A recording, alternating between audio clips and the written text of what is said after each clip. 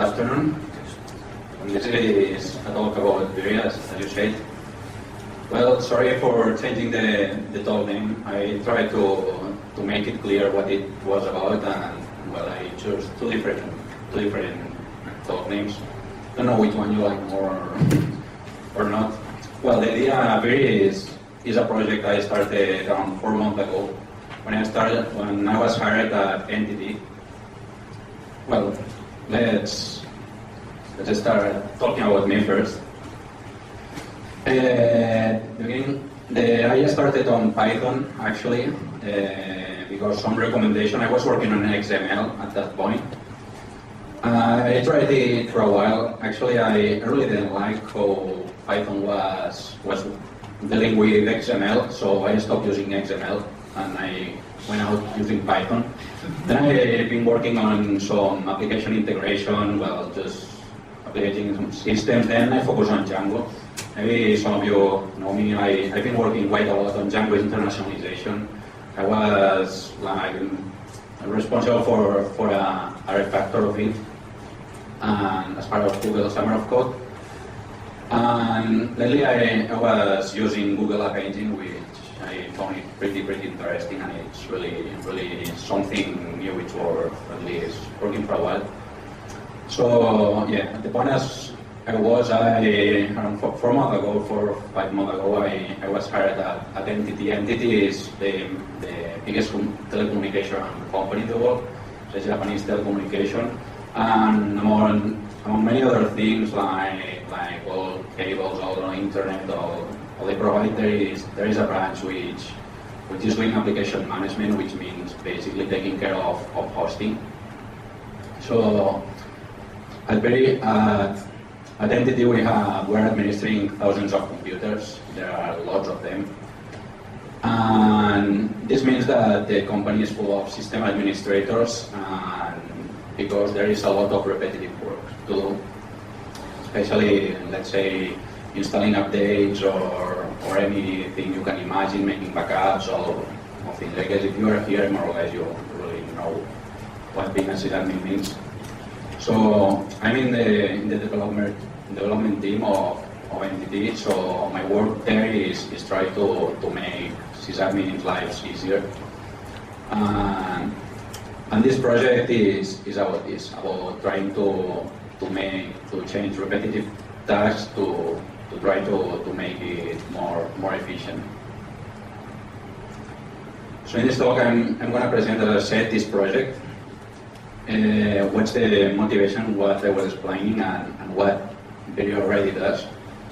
Then how is it done, and at the end just using it a little bit. Actually, there is two different things I will really talk about in this company. First is like trying to sell the product. I really think it's a great idea, even if it's a work in progress, and I don't really think you can go and install 1,000 computers now. I would really discourage doing this.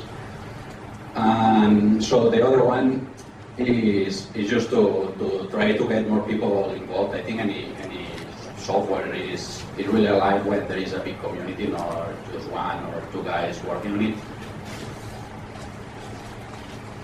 So let's start what's Viri. So the idea on Viri is just having Python. I think I don't have to convince any of you on how good is Python. So the idea is having Python on all the computers you have.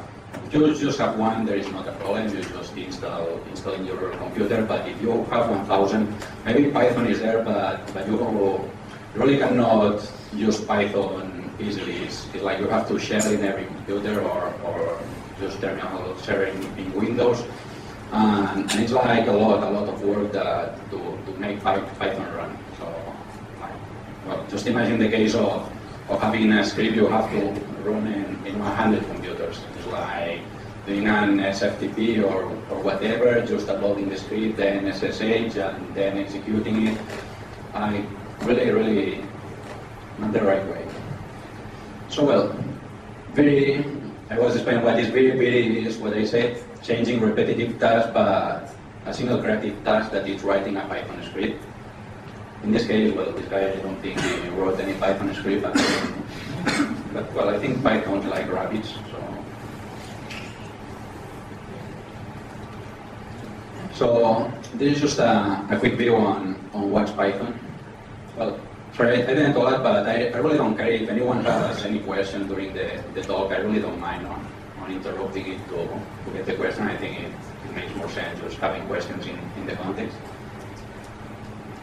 So, well, Viri is in beta status. For me, beta means, I don't know if there is a better definition, but it means that Viri is fully functional, but is not ready for production use.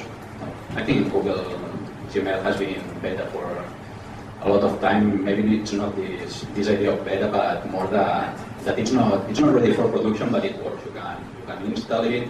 Maybe you cannot install it with, depending on the system, so automatically, but you can install it with the source code. If you're a Python programmer, you can make it work easily, and it's just to play.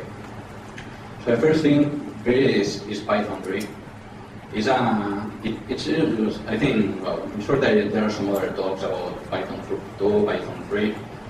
For me, it was like, had to choose. I really didn't want it because the idea of the project is being installed in 1,000, 10,000 computers.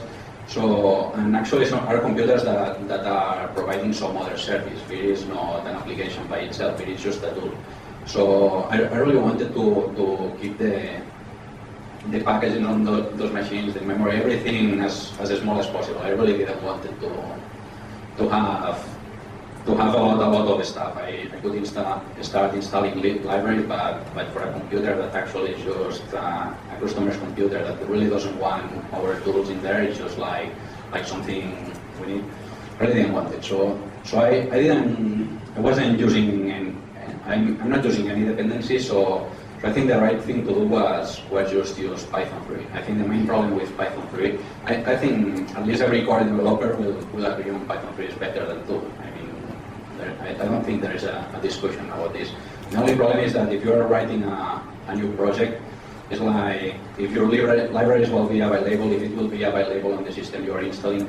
Actually, because, as I say, the idea is installing in lots of computers. Actually, you cannot count on, yeah, of course, Python 2 is installed, I think 2.4 is installed on most systems, like, let's say, Red Hat or some other. So I really counted on the Python that can be installed. So I counted that I have to install Python by myself and nothing else. So Python 3 was the right thing. And so far I don't have any complaint on this decision. Then Viri, well, I understand Viri is, then we'll get into more details, but Viri is an application that communicates a client, so it means the sysadmin workstation with some other computers. So this communication is done with XML RSPC. Actually, it's probably one of the RSPC protocols that has worse reputation. I think nobody really likes it. But for some reason, I don't know, Python includes it. It's the only one, as far as I know, that includes it. So, because I didn't want to implement it myself, reinventing the wheel, and I didn't want to have dependencies, is the one I'm using. Then I'm using TLS. I guess more everybody knows it. It's like the newest version of SSL. And well, it's licensed by GPL 3. Then the idea is being multi-platform. Then we'll see that some packaging is still pending and some work is pending to make it work, especially on Windows. Some other systems like Solaris is not work, but I don't think it's that critical. But well, it's everything done in Python. So mostly there are just things like making the daemon run as a service on Windows that is still pending, but most of the work should already work. And as said, the packaging of Python 3 is required. I mean, I think even if after this talk you really don't want to use Viri, maybe at least some people could be interested on the packaging of Python 3. Because I really didn't find anything. I just find a place where they were doing RPMs for Python 3. And actually there were some bugs, there were some problems, so I had to repackage it by myself, and maybe you can be interested in this if you want to install, for example, Viri is done right now on CentOS, on Fedora, you want to install Python 3 and you don't find any other source, you actually could use this packaging. Probably it's not the best and it's surely more testing, but at least it's working. Okay, so this is basically what Viri does. We'll see the idea more in detail later, but the idea is having Python scripts. And Viri is, you have to think about it like a framework. Nothing like it's an application that you install it and it does something, because basically it doesn't do anything. Just is taking some memory. It usually doesn't take CPU because it's just sleeping most of the time. But it just takes some memory. So the idea is, you as a Python programmer, you just write your script, the script you want, and then Viri do the rest for letting you execute it easily in lots of computers. It's like all the process in the middle between the execution, the writing, the coding of the script in your workstation, and the execution in a remote host. This is what it is about. So it does the deployment. Also, it comes that the scripts can require additional data, but we don't want to hard code. If, for example, we have a script that what wants is just to replace a page config file or any other config file. The config file is not very nice having it on the code, so it includes the management of data files, of virtual data files. And then you can execute the scripts in two different ways. You can execute it on demand. It's like, I want you to execute this right now. There are some security issues, so I need this as soon as possible. Or then you can just do some periodic task, or just then say, okay, install this script, but I want this script to be executed at midnight, or at the time you know that your server is idle. And then also the idea is, because if you have 1,000 hosts, you usually, or even more, you probably have lots of system administrators. So it's important in some cases. Well, if everything goes right, it's not that much important. But when there is a mistake, I'm sure any boss in the company will like to know who did what, and why. So actually, Viri keeps track of all the executions. Okay, so here there are some examples. I don't know if people came here because they had an idea on a script they wanted to execute it in 1,000 computers, or they really are guessing if it's really useful to have such a tool. So, for example, one of the first things can be important is to have an inventory of all our infrastructure. Because if you have so many hosts, you probably will want to have a database on well, you probably want, there are some information that we can handle, like in which data center it is, or in which rack, or in which position in the rack it is, or whatever. There is other information that you can control with it. Is like you have a host, you want to have a central to make reports, just to check, to let the system administrators know if they have to connect to a host which operating system is, if they can do an SSH, or they have to use terminal server. So keeping a database like this makes a lot of sense, and I think with Viri installing in all the machines, you just need to carry on installing it, installing a script that gathers all the information and then sends to, let's say, a URL to an HTTP host, and then you record it. So if at some point, well, most of the data is here, probably it doesn't change that much. Well, maybe the information on logs, but I don't think if you change the architecture of the system, it's obviously that it's not the same machine, or you change some important components. Maybe you're just reusing the hard drive, but maybe the IP address, for example, you can just check if the network changed, or or whatever, and this could be automatically done by really having your database could be updated. So then there are other things like, for example, the authentication on this course can be something really at least sensitive. Your system administrators need to be accessed, but if you have 100 system administrators having all the root passwords in the dashboard of your company is probably not a good idea. So maybe you want to implement some stuff. For example, let's say that you have a public pair of private and public keys for every system administrator. So you want to keep this information updated in every host. Well, in this case, of course, it will be just for Unix systems only, because it doesn't make any sense.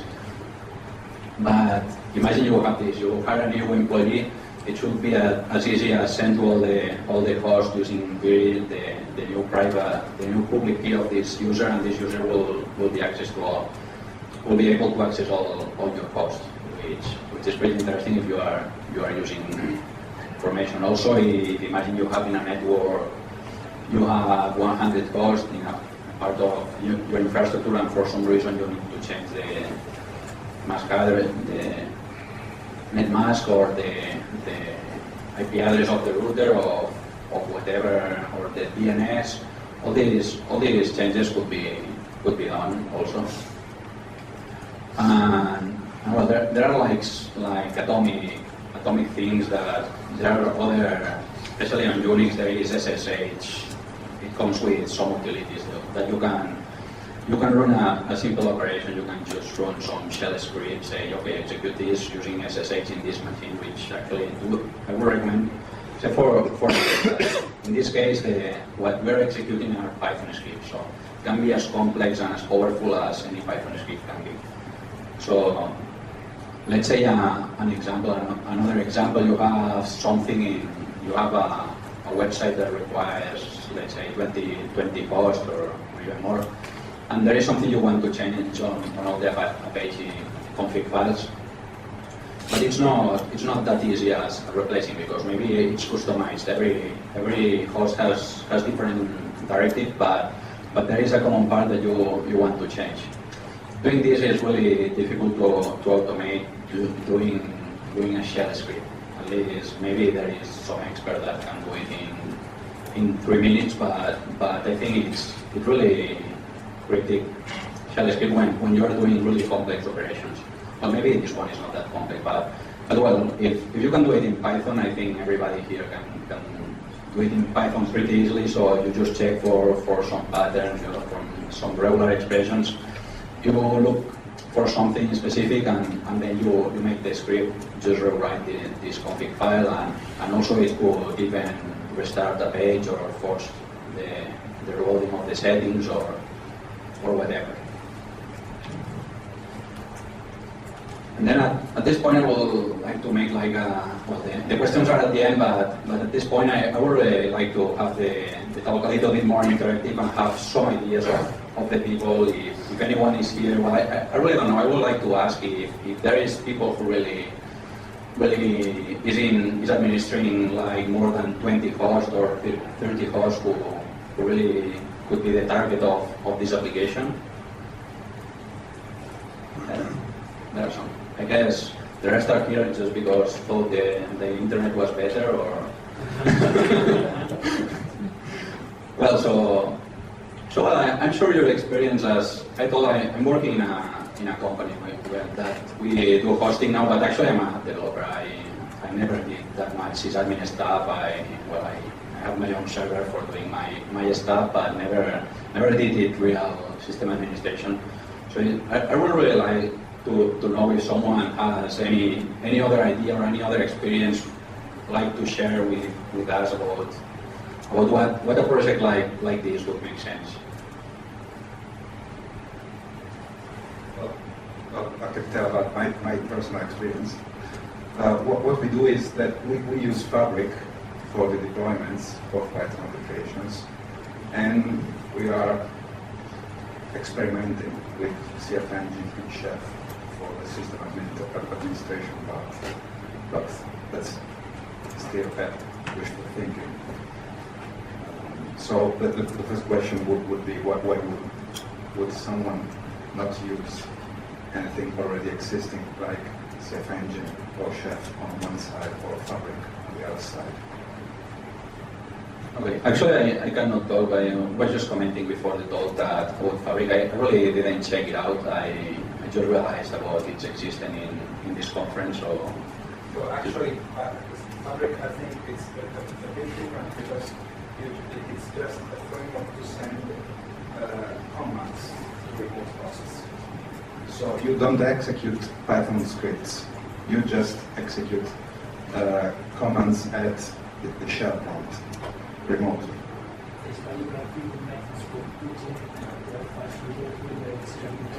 I use Fabric both for deploying web applications and even for sysadmin tasks.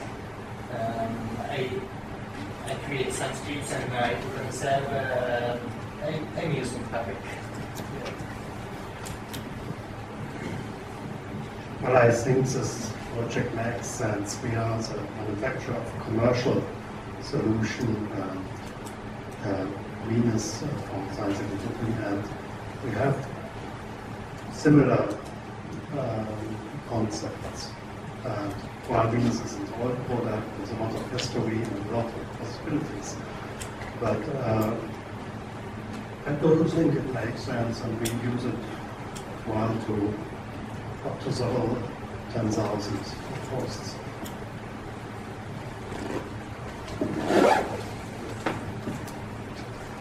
I can just talk. As I told, it's my fault. I didn't check Fabric, so I cannot comment on it. It's the first thing I'll surely do after this talk. What I can comment is about there is a couple of them that are pretty famous. That is CF Engine and Puppet. Actually, I think it's Puppet which doesn't work in Windows. So sadly, Windows is still pretty important on servers and especially on workstations too. So in this case, would be like having two different solutions. That it's something that I think it's great if it can be avoided.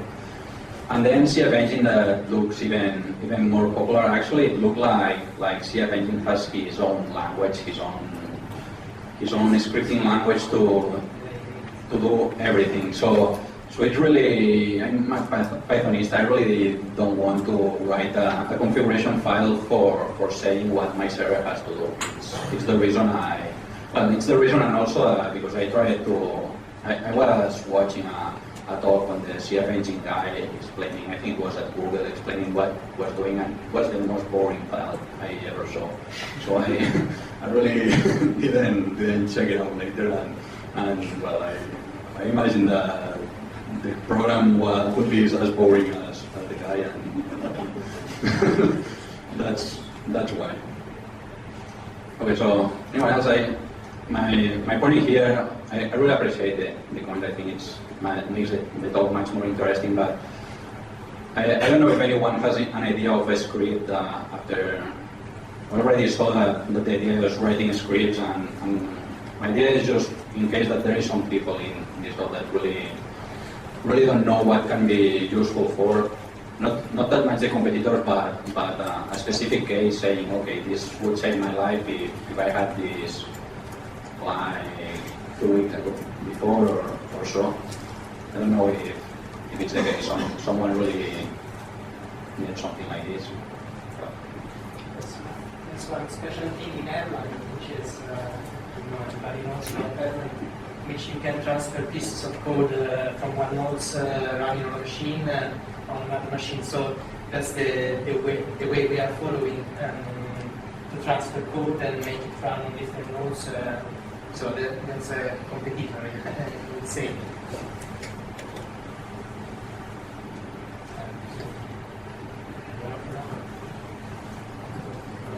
I didn't check them lately. There is bconfig2 and the federal func func. Bconfig2 is a configuration installation system management. But there is one thing that we don't like it is you have to write down your XML file configs, so it makes we don't like it. And there's the other one, federal func, that probably can give you some hints. Anyway, bconfig2, the core is is interesting to probably check out. But if you go on Viri and do something that makes us a bit more happier at being system administrators using Python, I think I'm going to be a friend, because I like Puppet, but I would like to have something in Python landscape too. So if you need help from you. Well, actually, if it was a commercial program, probably I would be very afraid of having that much competition. But I think in open source software, and especially when you are doing your work in your spare time, having competition or people who you can learn from, or even they can learn from, if you really get something interesting, it's pretty good. It's interesting. So well, let's see a little bit more in detail how is Viri. Well, as I imagine all these projects, I think the idea is nothing really revolutionary. The idea is having diamonds on all your machines, diamonds that are sleeping most of the time, just waiting for orders or waiting for scheduled tasks. It is nothing else. They are in charge of receiving scripts and also related data files. I said also recording the history of executions, just in case something is wrong. It's like, okay, this server is just now has a problem, it's having check faults. It's just to really see what happened. Then if you have been on your infrastructure, maybe you can avoid having your sysadministrations and them having access to the host. So maybe it's the only way you know that anyone except the real administration of the software can deal with it. So maybe it's a way just to control, to have control not just of the software itself, but what's going on through your sysadmin. It's like, okay, why you did that?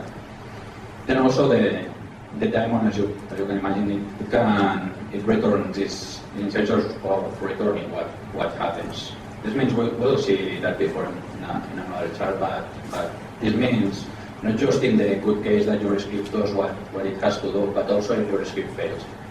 I mean, we're all human, and especially maybe you tested your script in your machine, but there is something in the other machine that for some reason is different and make your script crash. Maybe the file you are looking for is not in the path you expected, something goes wrong. Also keeps track of it, it controls exceptions. And then it provides, actually, this is, I think, is the most trivial part. If you are dealing with too much horsepower, you want to really automate the client part. Actually, the client part has nothing. Actually, of course, I don't think it makes that much more sense in just providing the daemon and expect that everybody that just writes his own client, but for now, I think it may. For example, we use Django for all the database infrastructure I mentioned later. So the idea at the end is probably just integration or application on this. It's like, okay, this guy said that the new IP for this host is this one, so I send the order through it directly from the application. Maybe in a task, maybe we can use salary for not doing it on online, but probably the idea, the main goal of it will be just using another application. But anyways, it provides a command line utility that it can be also useful. It's more for a specific task. Okay, I have this server, I don't remember the password, I really don't know this, or just these 3 servers, so I just execute this script right here, right now, and this is what it provides in the other side, in the client side. Okay, is what I was mentioning before. There is just like the execution. Of course, it also sends the script, sends the data files, and you can check the history, you can check everything. But what it concerns to execution, you just send an execution request. You can actually, well, we can see later. It hashes all the scripts. It hashes the content, so it keeps track on what you are sending. Let's say you have the scripts, you have a script and you send it, and you want to execute it, and for some reason it makes sense. I don't know a real example now, but it makes sense to execute the same script in in 3 days or in 2 hours, or imagine that you are upgrading the system. Actually, it's pretty stupid project updating the system with it, or maybe it's not, because maybe you want to do it and at the moment you realize there is a security vulnerability and not having on current running every night. Maybe you want it faster, you want it, and you don't want to make it check if there are new upgrades every minute. So maybe you can just automate this.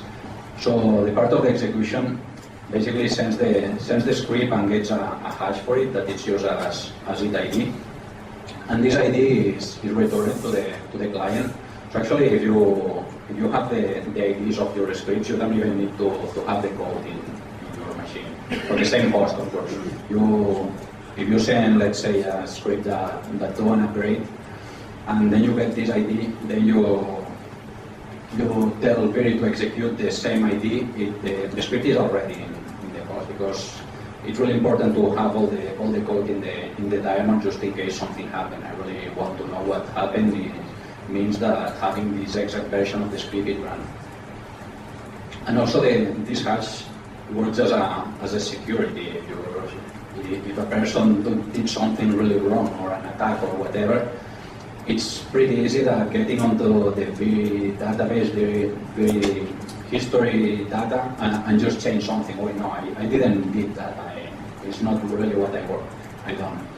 So actually, with this, if you have you can check for corruptions. Also, if you have a hash, you can verify at any point that the code it says it executed, it was executed. And then what I was saying, what this slide is about, you send the execution, and you send the request for execution, and then you get the return of your script. If you want to say let's consider this example again on the upgrade. You upgrade and you make your script check how many packages were updated. So you can just say, okay, they were updated 20 packages, and it's the green arrow saying, okay, to whatever you want to say as an answer. And if it fails, you have the full traceback of the Python script what failed, so you can really check what it was wrong and with information. What I was saying before, I think the key of the project actually is integration. Even if your infrastructure is not Python, even if you have a website with PHP, you want to integrate with it, it's as easy as writing as an XML RPC client. You just, this is a Python 3 example. You just import the client, you just define the proxy with the URL, and you execute this method. Execute is basically the method which says to Viri, execute this script. So maybe it can be kind of confusing, and then, in this case, is what I say, is the script ID, what I'm saying, not the whole script itself. And there is something actually a little bit more complex. I think it's worth to have it here, but actually we'll see it later in detail. But there is security. It's important thing on security. So it's actually you will need authentication on your call on the XML RPC client. So it wouldn't be as easy as this, but it's not that much difficult actually. Okay, so talking about security, as you can imagine, having a daemon running and waiting for orders and being able to run any Python script, and probably a root, because I wouldn't really recommend having a program like this running a root, but depending on what you want to do, if you want to really be powerful with Viri and be able to change configuration files and to change the cron tab and to change everything, it's probably where all the IP addresses, actually the cron is different for every user. So if you want to change, for example, the IP address, of course you need to run the daemons as root. So actually it's not a good idea, but it's not a good idea not doing it. So well, there is what it is. So because it's that much critical application, its security is like the fundamental part of it.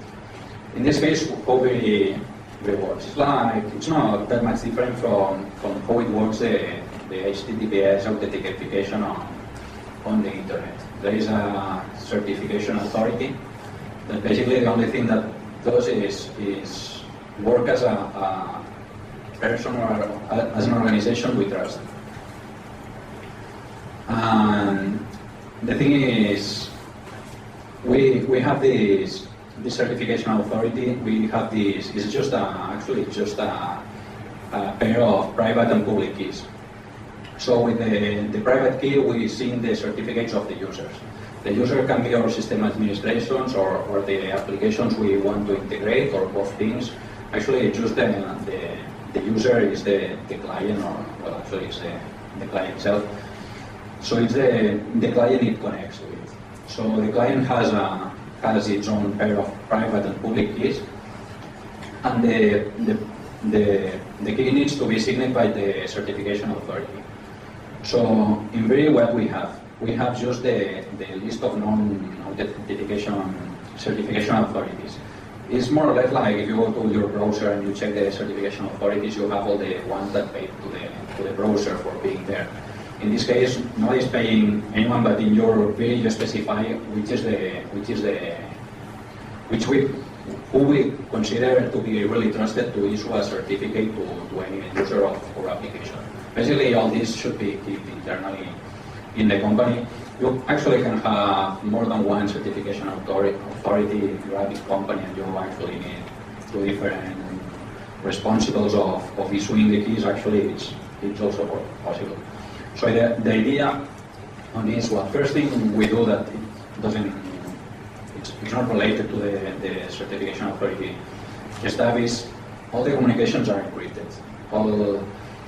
Depending on what you're doing can be critical, so it's always having a good idea having the communications important, but sometimes you are sending passwords, you can be sending anything, so it's important to have all the communications among the two different, the client and the daemon encrypted. And the second thing is to have all the clients authenticated. So all the daemons will reject any connection from any user, or first not using a certificate, or second the user is not certificate, but one of the certification authorities it was configured when installed. Okay, so let's see who it will be using it. Well, this is more a promise that something that you can do it right now. Actually, it works, but it's not. As I said, it's a work in progress. It's not the idea of just start installing on your servers. It's more for hacking, especially for contributing at this point.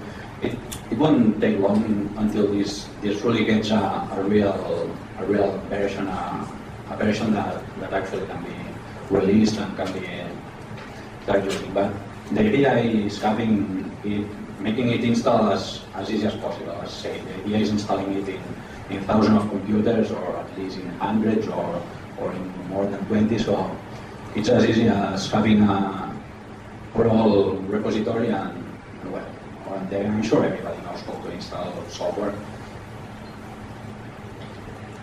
Okay, so this is more or less explained. Actually, it's a little bit more in detail how you should do all the stuff for creating your public infrastructure for all the security. Actually, it's kind of a little bit of work, but I mean, it's a must. It's something that really cannot be done automatically.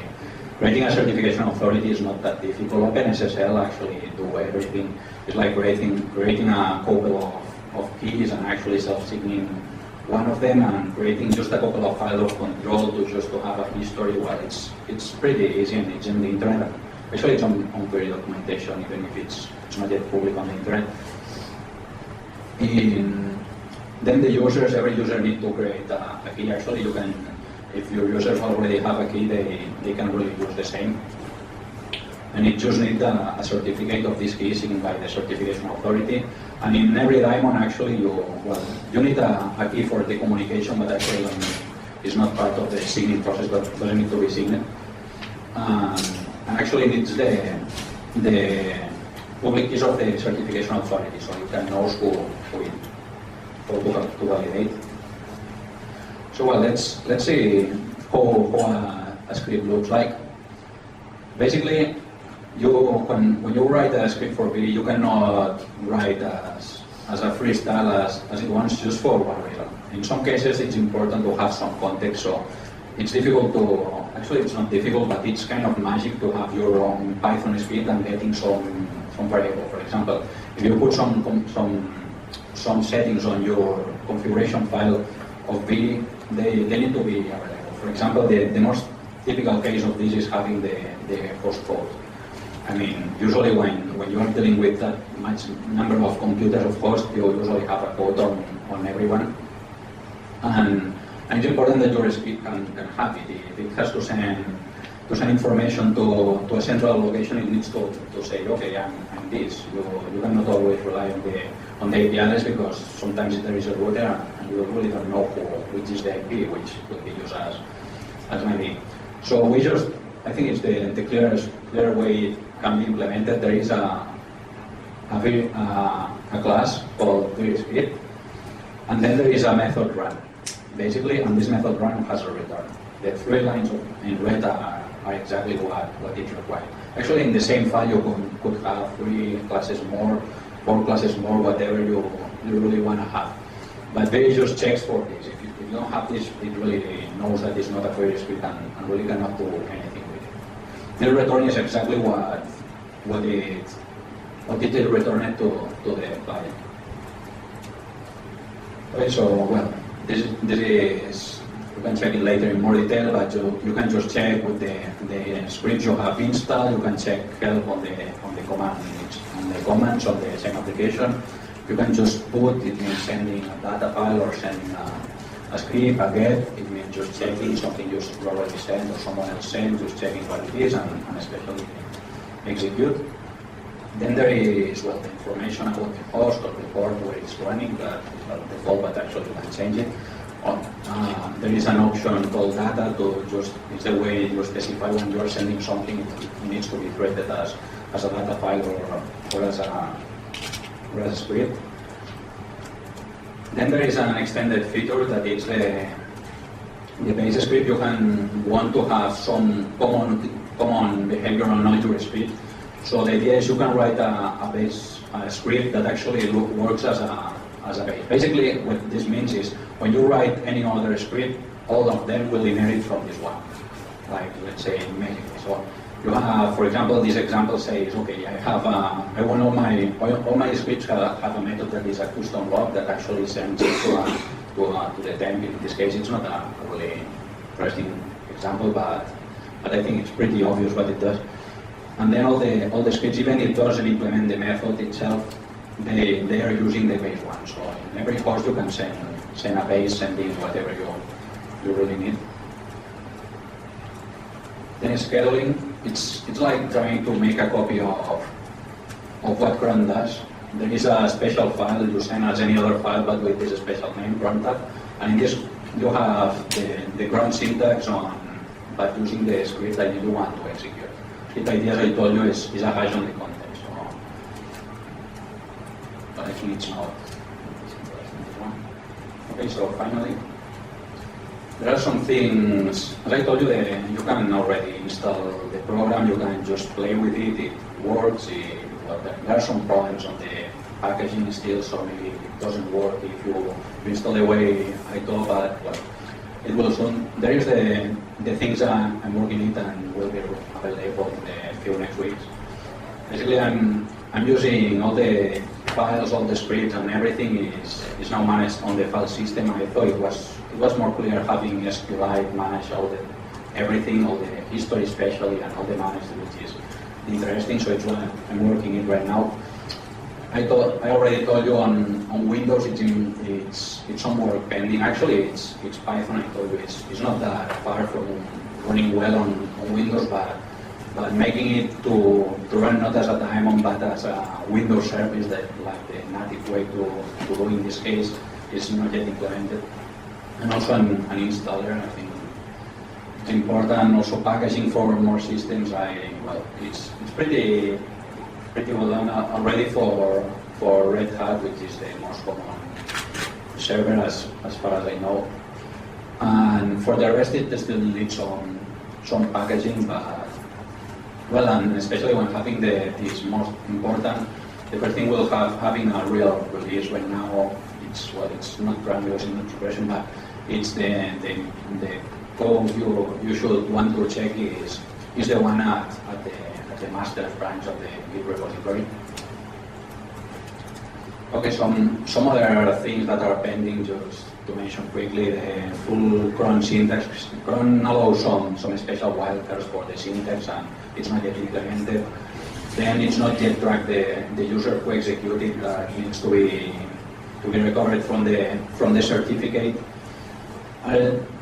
Then this is not on the application itself, but I think it will be really important if at some point this project gets a community and people using and all this, having a central place where to share all the scripts. So I told Viri is not providing a script. Actually, it provides a couple of them as examples, but it's not the idea of programming of bringing scripts for this.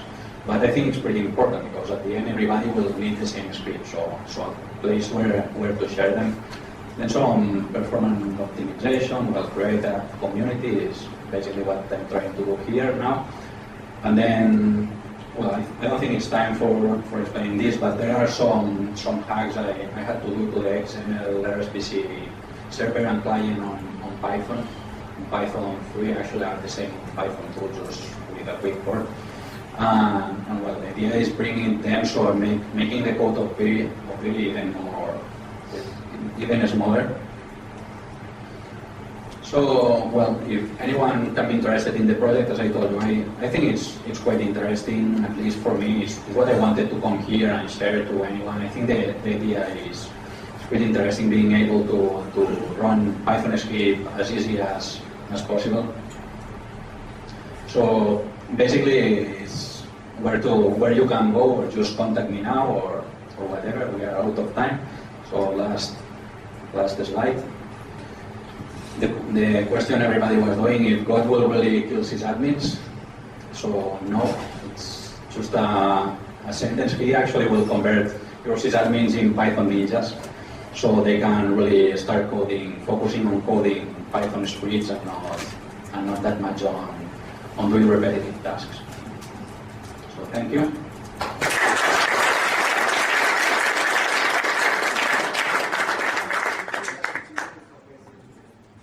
Okay, if there is any question, comment, or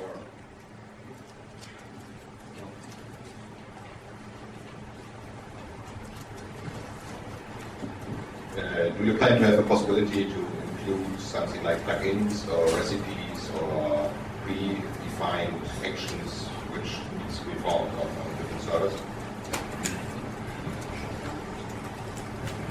I told you, I really think it needs to get in a more stable situation the project, in a more realistic to really start considering having this kind of thing.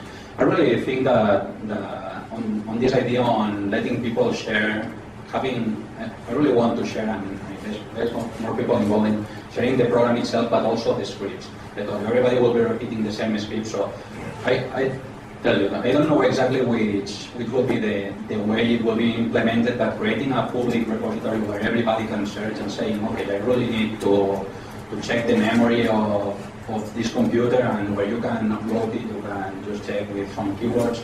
And maybe if this is really a success, maybe you can just have all the IDs like the IDs actually are not trivial, are a hash from the content of the script. For relevant, so actually you maybe can just implement on Viri something as easy as checking on a website the ID of the script you want to run, and just say, okay, script, run this script with this ID, and making Viri just check on the repository. I think it could make things really easy, but I think it's not the point when you really can check if this is going to work or it's not. I mean, I really have the ideas of if there is a community of everybody being able to share it and having a huge repository. Actually, at some point, the repository can be more valuable than the project itself. So I really think it will happen in the future if the project starts having people involved.